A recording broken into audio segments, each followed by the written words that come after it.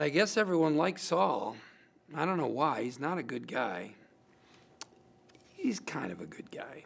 Deep down. Deep down. I'm Bob Odenkirk. This is my life in pictures. This is all my brothers and sisters. I have the glasses on. It's funny in here, you could see I look younger than my sister Maria, and that would be a little baby sister Susan that I'm holding. I love all these people in this photograph. We all help each other and we all love each other. And we had a lot of fun even as kids, even though there was a lot of tension in our house, because my father wasn't really helpful. We laughed a lot, we played a lot of games together. After dinner, occasionally, we would play a game called Kissy Poo. We'd take a beanbag toy, and you would chase the other kids around the house, and you'd kiss it and throw it, and if it hit them, then they were it. And they had to pick it up and run around and chase, kiss it, and throw it, hit somebody with it. Essentially, it was chase each other around the house. This is an amazing photo of myself and Chris Farley backstage at Second City. Everybody loved Chris. So the idea of saying, well, I saw Chris and I thought he was talented, so did everybody who saw Chris. And he was very lovable, too. He was very warm. He treated me like I was some kind of genius, which I am not. But he was a joy to work with, and I wrote the motivational speaker for him, the Van Down by the River sketch. My name is Matt Foley, and I am a motivational speaker.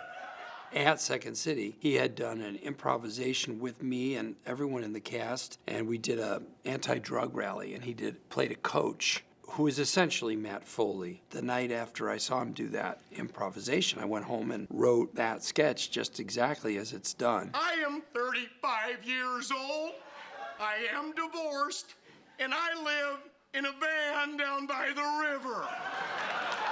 I've written many sketches in my life, and almost none didn't need to be rewritten. This one did not need to be rewritten. My daughter asked me once, what's the most fun you ever had in showbiz? And I told her, doing this sketch, motivational speaker Matt Foley, at Second City, every single time I did it, I played the father. It was the most fun I ever had in showbiz. And the other thing that was amazing about that was this was Second City days, right? This is before any of us are on TV. And nobody knew who Chris was. But by the end of the sketch, 4.5 minutes later, everybody knew who Chris was. I believe that if he hadn't passed away so young, he would have been able to show everyone what he could do in drama and with depth. And I do believe he would have been recognized for being one of the great actors in America. I wrote for Saturday Night Live for 3.5 years. I struggled there. I didn't feel very competent. But in the course of that time, I learned what a good sketch can be and how to write one. I went to LA because I called Lauren and I said, I want to be able to perform. I don't expect you to put me up on the show. I'm not ready yet, but if I stay here as a writer, I'll never become a performer. So I went to LA, and then I got this wonderful opportunity to be in the cast of the Ben Stiller Show. I just can't believe that I'm being lampooned by a TV stand-up comedian. Why don't you shut your stinking trap? You shut your stinking trap! Shut your stinking trap! Shut your trap! Shut it! It was a show that only lasted 13 episodes, and they only showed 12 of them. The episode that we won the Emmy for, I wrote nearly the entire episode by myself, and Ben thanked me for that and recognized me for that. That meant a lot. But it was all that I had learned at Saturday Night Live that I brought to the Ben Stiller Show. And you can see my future comedy partner, David Cross, there. Here he has hair. And also I have hair, and I've lost a fair amount. But what a great group of people this was, and what a great opportunity the Ben Stiller Show was for all of us as writers and as performers.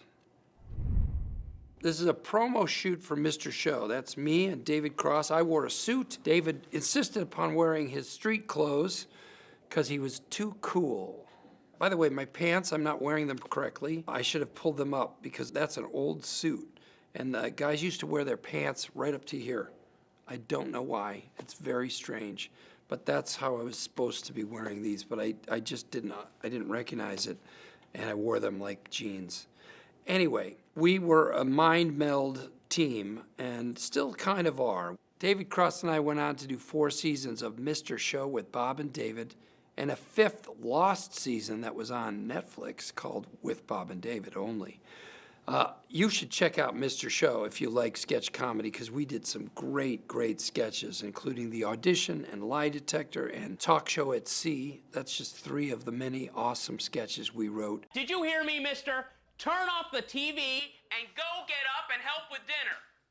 Do it! Go! All right. No! Turn! He got me. It was just the greatest gift I ever had. All my life I dreamed of doing sketch comedy. I loved Monty Python since I was 11, and I finally got to do it on Mr. Show the way I dreamed of doing it. And it worked. This is myself and my wife. You know why that is important to me, that photograph? Because I met her just a short while before this photograph. This is at some party. And when I look at this photograph, I always think, that's the first time in my life that I smiled. My wife worked for producers looking for talent to develop shows about. At the time, it was very popular to have stand-up comics get their own sitcoms. She would go to comedy shows to see performers. I was actually a pretty well-known comedy writer at the time. I'd already won 2 Emmys, and everyone in town knew who I was. Everybody in the business knew who I was, because I was good at what I did. And I did stand-up, but not a lot, just for fun. And she came to see me at a couple shows, and she had a vision that we would get married after she saw me do stand-up. About a week later, suddenly in her mind, the thought, hey, I'm going to marry that guy, Bob Odenkirk. And she told me that story about 3 weeks after we started dating. And I said, please don't tell me that. I don't want to know this. Because we'd been having such a good time together, and I didn't want to think it was artificial, something forced that she was doing just to fulfill this brain fart that she had. It clearly was not, because it's 28 years later and we're still married. It was super easy right away.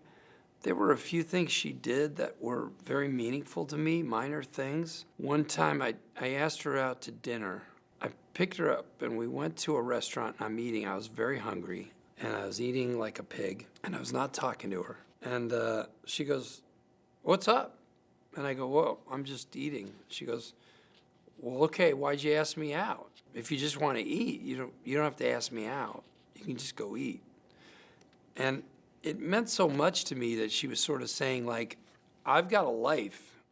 I don't need to sit here and watch you eat. It just meant she was living her own life, and she was her own person. And I love that. We get to live as individuals in the world, sink or swim, go up or down, get battered about by the world. We're there for each other, but we get to have our own lives, and it's a gift. Well, there's a great one with my son, and that's when we were shooting a movie called Run, Ronnie, Run. It was a movie based out of Mr. Show. That's why I have that beard. That's my real beard right there. I grow a good beard, always have. And that's Nate when he was little, and I took him to the set. Mostly he did not like going to sets. My kids, especially Nathan, was very intimidated by the energy on a set, especially when you're the lead actor or the director, which I was on most of my sets. And he just didn't like that his dad was needed by all these other strangers. It made him feel uncomfortable. But he seemed to enjoy that day. We had a monster truck, and he loved seeing that. Here's a picture of me with my daughter, Erin, and she's having a bottle and being interrupted in the middle of a book. And it's funny because I have done a book with my daughter. It's called Zillet and Other Important Rhymes. It is a book of rhymes that I wrote with my 2 kids when they were little, and then we rewrote them when they grew up, and she did the illustrations. And we would read 8 or 10 books a night. We read a lot to our kids. And it's one of the reasons I started to write with them, and then we published a book when they grew up. I hope she doesn't mind us showing this picture to the world. Erin is now a full-grown human and is very important in comedy and producing in New York. I'm 62. Yes, I can entertain myself with trying to write a good movie, trying to act well in a project, but there's nothing that has ever meant anything like being a dad to me. And it's a little bit hard to get a grip of what I'm doing with myself now that that project, it's not completely over, but the bulk of it is over. My kids are 24 and 26. They're very much living their own lives. And yeah, they don't need me.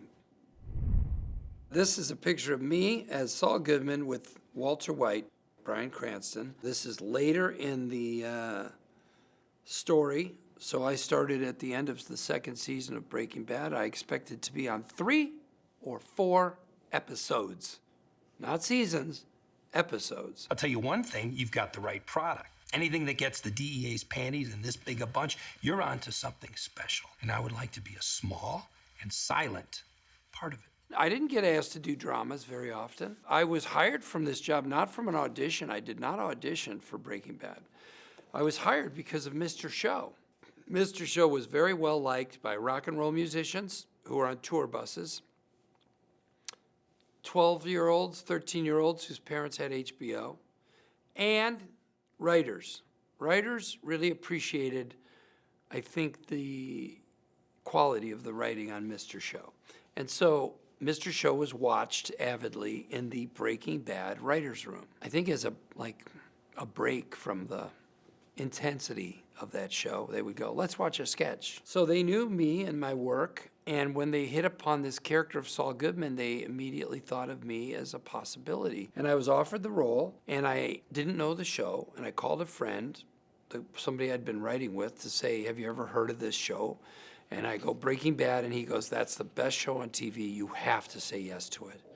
At the time, Breaking Bad was not a success. In fact, it was almost canceled the first 2 years. I got the script. I learned it. I couldn't believe they were entrusting me with this thing that wasn't broad comedy. And I had a great time. And I learned about acting from acting opposite Bryan Cranston mostly. Yeah, this was acting school for me. And I got paid for it too, not a lot. This is and will remain the most important part I've ever been offered, which is Better Call Saul. And that's Ray Seahorn sitting next to me on the bed. We had an incredible working relationship. That episode, we were on the couch with Lalo, and he's threatening us. I left you a present. There's a camera, and there's a gun, and you're gonna need both. A gun? And then I had the heart attack, and then we came back 5 weeks later and finished that scene. Send her. What? She should do it. How do I know she's gonna stick to the plan? She will. You know she will. You gotta go. I gave so much of my life energy to this part and to this show, and I had to because there was no other way to do it. It was a very hard part, and I didn't know how to act. So I was learning on the job. And I learned a lot from Ray Seahorn, and I loved working with her. I love her as a person, and it was a gift to have such a great partner in this journey. I got very lucky. I need to impress upon you, none of this ever happened. Understand? We understand. It never happened. I don't think Saul can come back. He was put in jail for the rest of his life. He did the right thing. He was honest as anyone could be.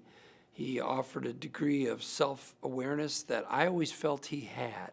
And one of the challenges that Ray and I had in playing Kim and Jimmy was that both of the characters were very smart characters, and they were both very smart in emotional intelligence, which is to say they could manipulate other people, they could read other people, and they could think of how to manipulate a situation with people. But they seemed to have some pretty huge blind spots about themselves, which is true of real people. And in the end, I feel the writers gave Jimmy McGill an opportunity to be sort of brutally honest about who he was and how he understood himself. And that was a gift. That was a gift to the character, to the story, and to me. Yeah, it's the great role of my life.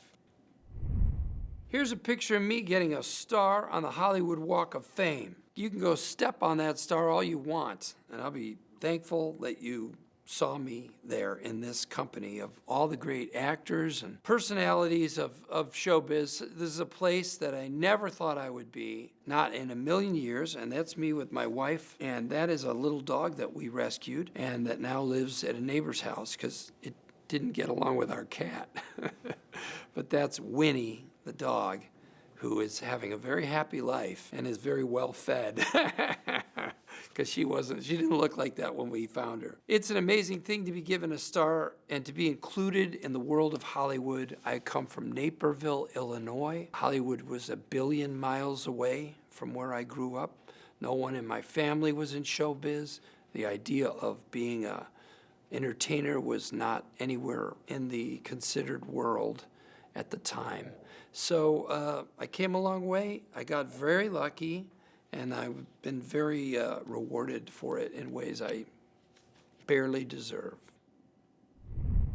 Oh, look at that. Here's a still frame from Nobody 2. This is another strange journey for my career. I had this strange notion that I could do action. I was in pretty good shape before the heart attack. I was known from Better Call Saul as a character who was never quitting, clever, and had a real heart driving him. And I thought, all I got to do is add the fighting to it, and I'm willing to train. So I trained for years, and I found some people who were foolish enough to back me, Universal Studios. And we made a big little film called Nobody. It's been a hell of a day. I can see that. And it was so well loved by you that we got to make a sequel. That's crazy. We made a movie that had all these elements of things that I think people love from Nobody 1. A relatable hero who is human, who gets hurt when he gets hit, who gets weaker as he gets beat up, but never quits, and who's trying desperately to protect his family from danger, and in the process, puts them in danger. Because isn't that the way the world works?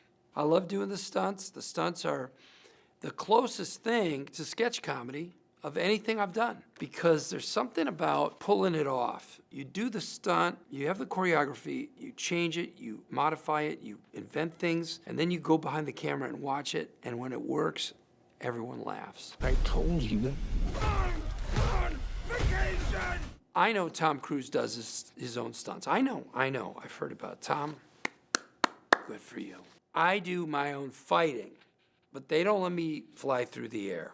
And they're not dumb. I've had a heart attack. I am 62. And I'm probably not in as good a shape as good old Tom Cruise.